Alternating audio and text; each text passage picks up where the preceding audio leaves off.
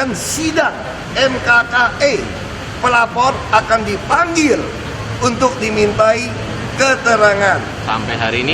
Sampai hari ini Agustus, September, Oktober, November, Desember, Januari, betul ya? September, Oktober, November, Desember, Januari, Februari, Maret, April, 8 bulan tidak manggil saya dan mengatakan saya tidak ikutin prosedur undang-undang. Ini apa bos BPK? Terus kepentingannya BPK apa Pak kayak gitu Pak? Hah? Ngapain dia nunda-nunda hal kayak gitu? Makanya saya berpikir BPK ini isi lebih banyak oknum kalau begitu. Oh. Ini apa BPK? Ya kan? Kamu kira berlindung atas institusi BPK saya takut sama kalian?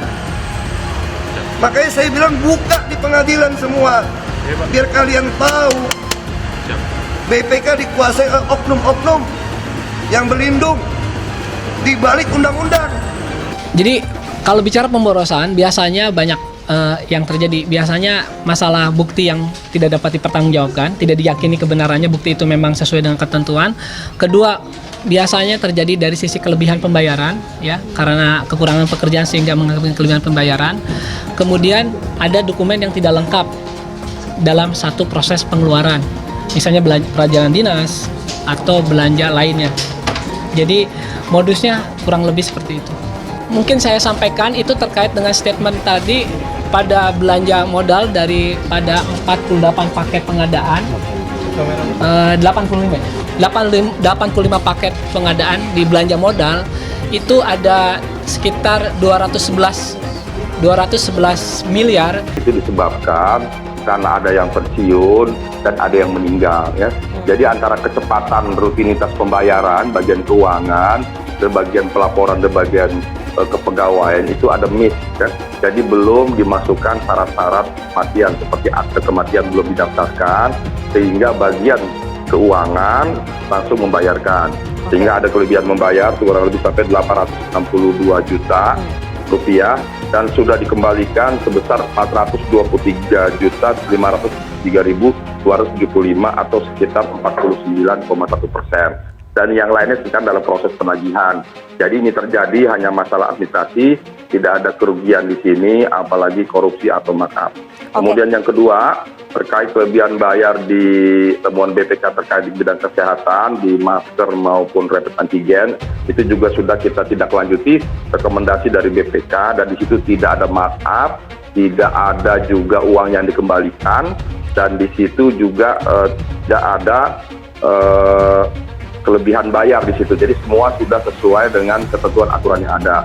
Mengenai harga-harga masker, harga-harga rapid antigen itu kami dari Pemprov mengikuti harga-harga yang sudah ditentukan ketentuan dari Kementerian Kesehatan. Jadi bukan kami yang menentukan, karena waktu itu dalam kondisi darurat kami mengikuti harga-harga yang sudah ada, yang sudah dirilis oleh Kementerian Kesehatan. Jadi ke pemeriksaan BPK silakan saja gugat di pengadilan. Terus apa sih yang salah dari pemberian informasi itu sekarang? Kita sudah serahkan. Saya tidak berhak untuk, karena itu informasi yang sifatnya pro justisia. Kalau saya menyampaikan ada salah atau tidak ada salah, saya akan dianggap melanggar kode etik. Tanggapan Bapak, Pak? Tadi juga bilangnya kan auditnya ngaco katanya Pak audit. Ya silakan saja, kalau ngaco silakan aja diadukan ke pengadilan. Soal masukan dari koalisi masyarakat sipil soal pengadaan tanah di bawah 2 hektar itu kan sudah ngaco. Silakan saja, so, keputusan kami adalah final. Bapak kelebihan bayar di DKI Jakarta bukan Anies Baswedan, tapi Ahok. Dikutip dari News Jakarta, Bapak kelebihan bayar ketika memimpin ibu kota ternyata bukan mantan Gubernur DKI Jakarta Anies Baswedan, namun mantan Gubernur Basuki Cahayapurnama alias Ahok.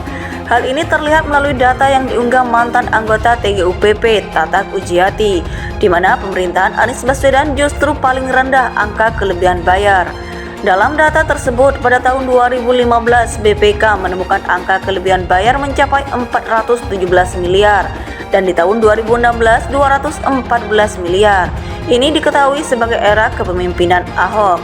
Sedangkan pada 2017, angka tersebut menurun menjadi 54 miliar, dan tahun-tahun selanjutnya pun menurun sampai tahun 2020 menjadi 16 miliar. Dan ini terjadi pada masa kepemimpinan Anies. Tatak Ujati mengatakan kelebihan bayar hampir sering terjadi pada lembaga yang diaudit BPK setiap tahun dan di bawah kepemimpinan Anies DKI meraih penghargaan opini wajar tanpa pengecualian WTP 5 kali berturut-turut. Kelebihan bayar hampir selalu terjadi di lembaga-lembaga yang diaudit BPK tiap tahunnya. Ini data DKI dalam waktu 10 tahun. Ujarnya dikutip dari Twitter _Tatak Ujati Senin 29 Mei. DKI Jakarta di bawah pemerintahan Anies justru paling rendah nilai kelebihan bayarnya. Status auditnya pun paling baik WTP. Jadi siapa tuh bapak kelebihan bayarnya? Sambungnya. Sekedar informasi, WTP adalah opini yang dikeluarkan oleh Badan Pemeriksaan Keuangan (BPK) terkait pengelolaan anggaran suatu kementerian atau lembaga pemerintah.